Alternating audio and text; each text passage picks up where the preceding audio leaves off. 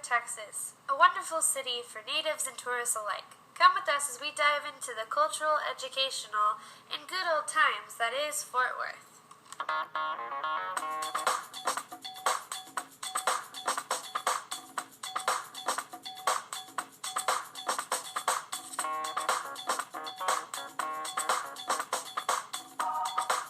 Our first stop was at the Fort Worth Stockyards with radio expert Bobby G. This thing was pretty big back in the day. Along this strip right here, these cowboys are driving up steers up from South Texas.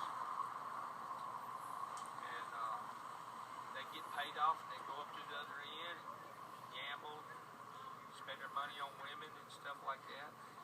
And then they get broke and they have to go back to South Texas and drive them back up here. What kind of leisure activities can you do in the Stockyards? Shop. There's plenty of shopping. Incredible races. We got the mechanical bull right there. On the weekends we have pony rides. We have carriage rides, stagecoach rides. During the week you can always get on the steer and get your photo. Do you have a petting zoo? Yes we do. It's in the tent right there. Awesome. Also, a lot of people, it's kind of like off the beaten path.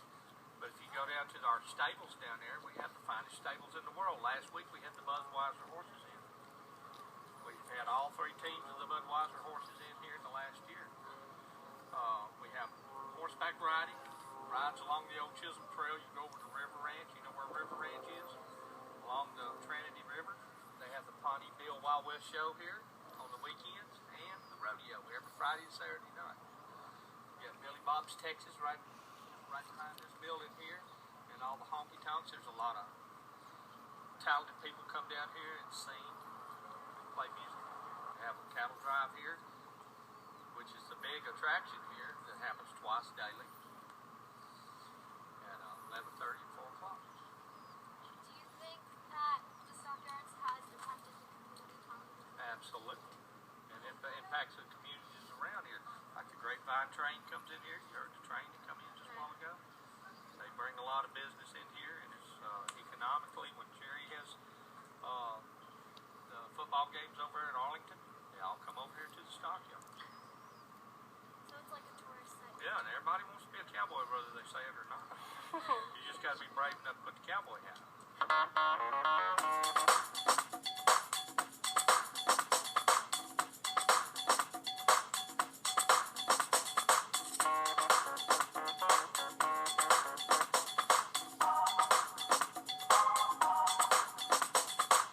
After getting to know the Stockyards, we made our way down to the Modern Art Museum to see what kind of culture Fort Worth had in store for us. How long have you been working at the Modern? Since May of 2002, so I guess that puts me at about 11 years. That's a very long time. Do you know when the museum was founded? The museum was actually founded in 1892. The current building that we're in right now was opened in December of 2002, so the museum's a little over 120 years old. When you say museum, is that like all the museums in Fort Worth? No, we're actually a separate museum. Our museum is its own 501c3 nonprofit. Each of the museums kind of operate on their own. They have their own board of directors and their own kind of governance and staff. How has the Modern transformed the culture of Fort Worth? Well, the Modern originally started in 1892 as a kind of collectors. It was part of the library, and so the library was founded at the same time, and they opened a gallery inside the library. And that essentially was the beginning of Fort Worth's relationship with the arts. So we could kind of say that we started the trend of having museums in Fort Worth. One of the interesting things happened in 2002 when we built this building. We kind of fleshed out the cultural district, and because of that, a lot of the businesses that you see down on 7th Street around the cultural district started to recognize that this was a viable investment. So when you go to the movies at Movie Tavern, you can kind of thank the Modern. As an employee of an educational landmark, how has the museum shaped how kids perceive art? We have a lot of really great education programs that help foster kids' interest in art, and so we really do try and encourage school groups to come to the museum. We try and offer as many art classes and programs, and also as many free programs as we can. We also offer a student discount students to come see the work, and so it provides an opportunity, I think, for local children and local students to really experience world-class art. What's your favorite part about the museum? My favorite part about the museum is probably coming to work every day. It's never the same. You know, everybody here really is committed to the organization, and so we all have really interesting conversations and are really committed to making the museum the best that it can be. Are there any cool facts or tidbits you've experienced or heard about the modern?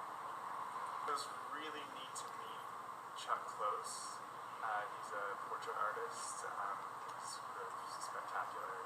Japanese ambassador came to the museum a couple years ago.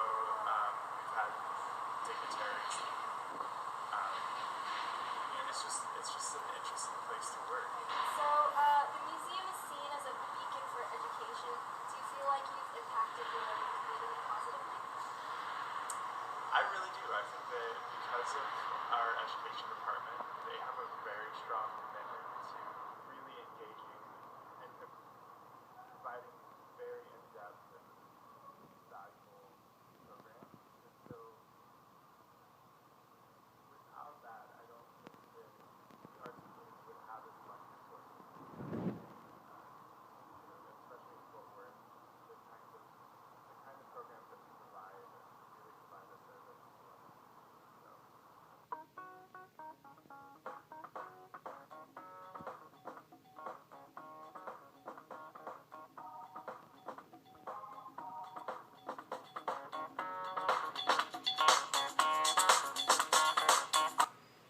From the Modern, we went to the Fort Worth Library to talk education.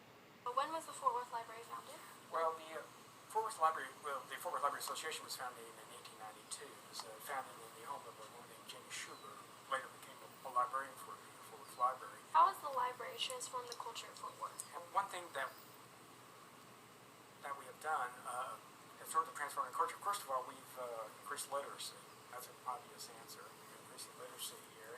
But another way is by offering a variety of services for people for their professional development, for example. Like one of the things that we do is we offer GED classes for people who never graduated from high school. We have GED classes that if they want to get their GED.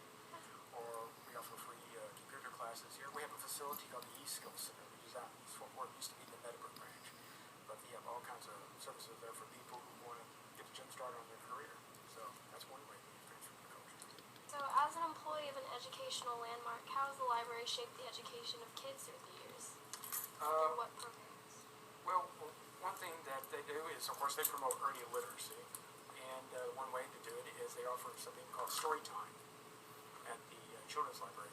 It's called the Hazel Harvey Peace Center, which is located here in the Central Library. So that's one program that they offer to promote early literacy.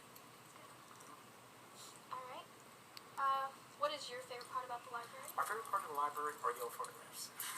That's an easy one. We have some old photographs here in the archives section. And it's amazing because you look at photographs like 30, 40, even 50 years ago, and by looking at it, you realize how much the city has really changed over the years. The library is seen as a beacon for education. Do you feel like you've impacted the community positively? Oh, absolutely, yeah. Especially during the period, like in the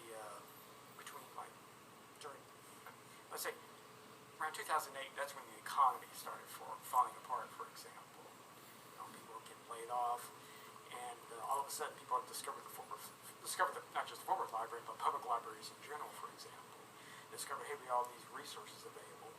You can check out books, right, and then buy books, for example. And I remember in that period where a lot of people who discovered that they needed some kind of, like say, computer experience if they want to get a job, because a lot of companies these days, if you want to apply for a job, instead of the old paper application, they want you to do it by computer. People realize, I don't have any computer knowledge, so guess what? They come to the Fort Worth Library, for example, and of course we have like 45 public journals here that they can get on, and of course either look for a job or work on their computer skills. And of course I mentioned earlier about the computer classes. So yeah, I think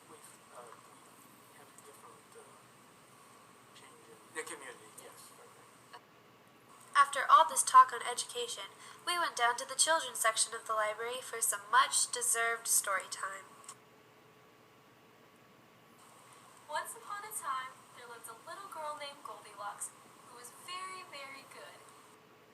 Our last stop took us into the square to get a local's take on the nightlife. What's your favorite part about downtown? It's got a great square that has a lot of shopping and restaurants, and it's really open and lit up at night, and it makes the downtown really exciting. Well, there you have it, folks. Fort Worth, Texas is a great place for anyone who wants to refine their education, take in some history, or just have a great time on the weekends.